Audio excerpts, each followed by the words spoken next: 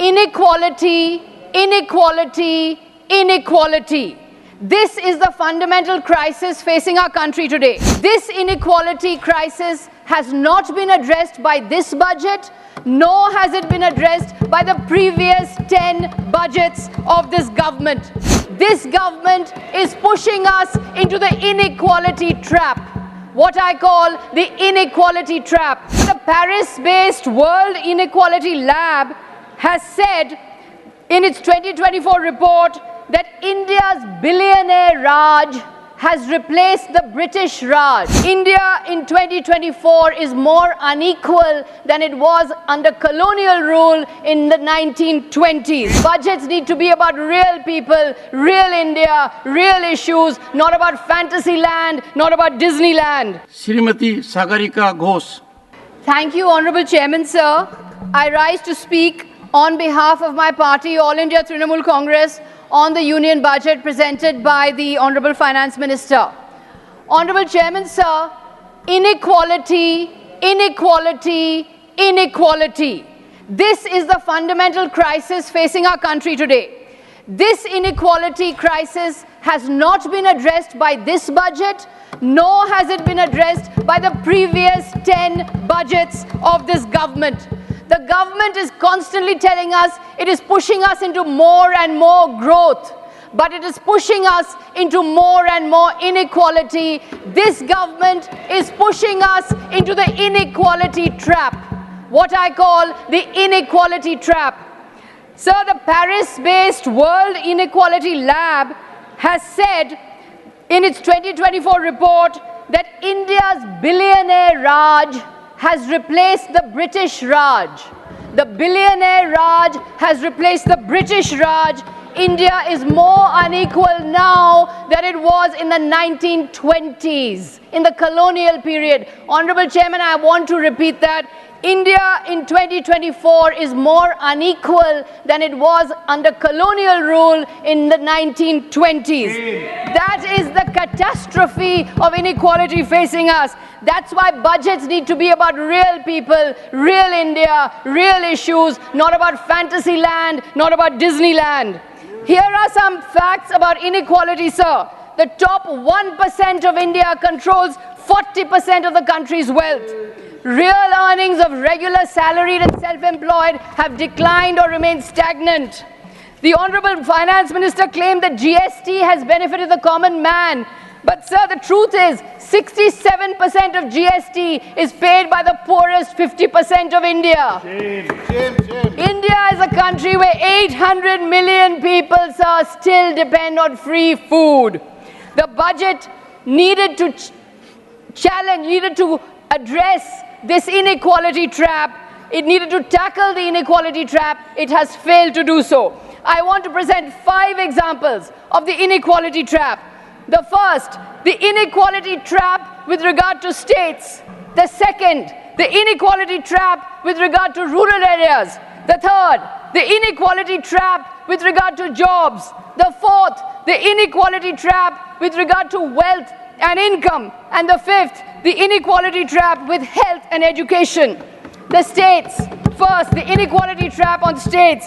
Sir, this is a union budget meant for 28 states, 8 union territories. Yet the specific focus on Andhra Pradesh and Bihar shows that this government is looking to appease its newfound allies. Look at the allotments made for Andhra Pradesh, the allotments made for Bihar, the huge financial package for Andhra Pradesh. We wish the people of Bihar and Andhra Pradesh the best, but can you discriminate against some states and make special provision only for 2 states simply because you have forged a coalition with these states at the center? This is the same government, sir. I have to remind you, this is the same government that went back on its promise of special status for Andhra Pradesh and Bihar. Now, for political convenience, the government is bestowing largesse on these states. This unequal allotment is against constitutional democracy. It is constitutionally immoral. It is ethically repugnant. It is economically ruinous. This is not cooperative federalism. This is discriminatory federalism. The Finance Minister talked about Purvoday, look east, act east. But what is the government doing in the largest state of eastern India? Bengal is under siege. Bengal is facing an economic blockade. Bengal has not received Narega funds since December 26, 2021. Bengal has not received Narega funds.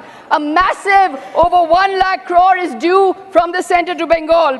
The FM talked about PM Awas Yojana, but for Bengal, funds have been withheld under the PM Awas Yojana for 11 lakh sanctioned homes. 7,000 crore has been withheld from Bengal under the National Food Security Act simply because the center wants certain pictures and logos on those centers. Why this economic siege of Bengal? It's not just Bengal, sir. My friends from the DMK are here.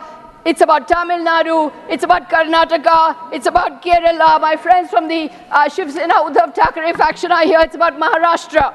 Every citizen, whether from Manipur to Maharashtra to Punjab to Kerala, has equal rights to the funds of the government of India. Why is the federal spirit being compromised? What is needed, sir? I want to make a suggestion. What is needed is a time-bound, transparent audit of all the centrally sponsored schemes of the center. Will the government give an assurance to this House of a transparent, time-bound audit of all centrally sponsored schemes across states? Second example of the inequality trap. What is this? Second example of the inequality trap. The inequality trap in the rural areas. So when the government is asked about a legal guarantee for minimum support price, the government's economic managers say this will cost 17 lakh crore. Honorable member, I urge the parliament to control his member. This is not the way to run. Please take your seat. This is not the way. Why are you interrupting? Sir, no viability. Why are you interrupting? I don't appreciate interruption. This will not happen.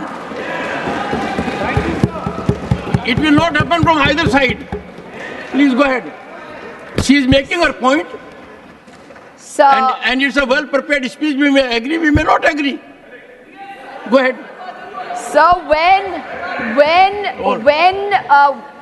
when the government is asked about the legal guarantee for the minimum support price, the government's economic manager says we can't do this, it will cost 17 lakh crore. But what about the fact that in 2019, the government gave corporate India a tax relief of 1 lakh crore losses per year? So the Home Minister is urging people to invest in the stock market, but the poor laborer in Bengal waiting for his Narega wages does not get his Narega wages. No practical step has been taken in this budget to make agriculture buoyant. Allocations to agriculture and allied sectors have been reduced to only 3.15% of the total budget.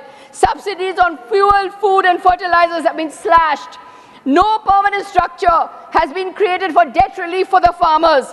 When farmers agitated for minimum support price, the government refused to dialogue with them. Sir, do you know, Honorable Chairman, sir, that just this year alone, 1,200 farmers in Maharashtra have committed suicide.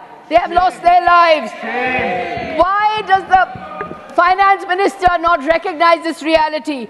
Today, in spite of the Jal Jeevan Mission hype, 22.5% of rural households only have access to piped water within their plot and yard throughout the year. The third example, sir, of the inequality trap, jobs and unemployment. It's taken 10 years for the government to wake up to the reality of unemployment. That Amrit Kal and Viksit Bharat cannot happen without Rozgar. In this speech, the Honorable Finance Minister mentioned employment 23 times. In 23-24, she had mentioned employment just 3 times. At last, she has mentioned the word employment.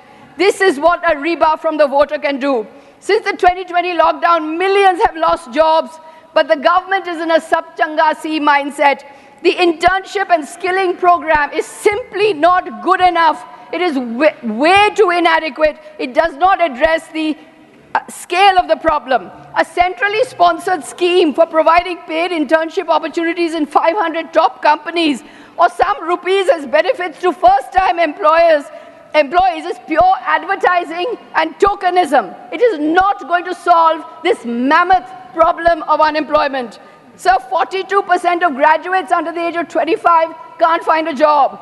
The youth make up 80% of India's unemployed. This year, as the Honourable Member, Mr. P. Chidambaram also said, 47 lakh applied for 60,000 constable jobs. 27,000 applied for 600 jobs in Air India. There has been no massive push on education to make sure that money is pumped into education, without which lakhs of Indians will remain unemployed. So religious hatred is bad for the economy. Religious hatred cannot produce growth. Recent orders were given to deny livelihoods to people on the basis of food habits. This Supreme Court has struck it down, but India can only provide jobs when we build social harmony. Joblessness is very high among the disadvantaged communities, among Dalits, among Muslims, other privileged groups. Joblessness is skyrocketing. There is nothing in this budget that provides an assurance that the government of India is standing by India's most disadvantaged citizens. There is nothing in this budget. This brings me to my fourth inequality trap, the inequality of wealth and income. The government talks of competition, but we only have oligarchy. We have a booming airline industry, but 2 operators of note. Over 1 billion mobile subscribers, but only 3 telecom companies. Sir, the rich have lavish celebrations. The rich have lavish weddings, lasting days, but only 50% Indians can afford 3 square meals. We are at 142 out of 197 in per capita income. The biggest catastrophe of this government, sir, has been the systematic destruction of the MSME sector. According to the government's own data, more than 35,000 MSMEs have closed down since the COVID pandemic. How does the government intend to address the income gap when those who are the most vulnerable to changing economic tides are the least protected? What protection is there for MSMEs in this budget? None. There has been no change or relief on the 45-day payment rule, which is hurting MSMEs as it is leading to cancellation of orders. Other than a sketchy sentence on rationalizing GST rates, no specific measure has been outlined in this budget for the revival of MSMEs. What stops the government from cushioning MSMEs the way it is cushioning India's top corporates? Incomes will not rise until the unorganized sector is given the greatest, the top, the foremost priority. Prioritize the unorganized sector now. Do it now. To add to the woes of the ordinary citizens, sir, the budget has abolished the benefit of indexation, which now means a huge tax burden on all assets acquired before 2001. The burdens of real people have only increased. Wage earners and salaried taxpayers have been given little relief. 3 words are not mentioned in this budget, sir. 3 words. Railways, minimum support price for farmers, and Manrega. Why has the finance minister not mentioned these 3 words fundamental to the real people of India? Manrega, railways, and the minimum support price. I propose, as a solution, I propose a dignity index. Let the government create a dignity index to measure how many are living a life of dignity and aim to create an economy where the maximum number can live a life of dignity. So the inequality trap is my 5th inequality trap of health and education. Stagnating or declining allocations to health and education, health at 1%, education hovering around 2%. In this budget, health and education allocations have only gone down. Sir, a shocking statistic for you. The UNICEF has said that India is the 2nd largest country with 0 vaccinated children. In 2023, 1.6 million children did not receive any vaccine at all. A UNICEF report says India is the 2nd largest country of 0 vaccinated children. On education, the state of education report says that 25% of 14 to 18-year-olds, sir, 25% of 14 to 18-year-olds cannot read class 2 texts. An 18-year-old cannot read a class 2 text. That is the reality of education. The budget shows no awareness of this demographic disaster that is threatening to take over our demographic dividend. Sir, Amartya Sen has said economic development cannot be sustained without an educated and healthy workforce. A budget is much more than just numbers. A budget should reflect the ideals of this august House. This august House reflects the ideals of the Constitution of dignity and equality of all. Yes. In Bengal, we are respecting dignity, but the government is not. The government needs to wake up from its bubble and smell the coffee, or rather the chai, but without sugar, because Indians cannot afford sugar. So we were wanting a budget for the people. We have got a budget for the privileged. This budget, the budget of 2024, remains trapped in the inequality trap.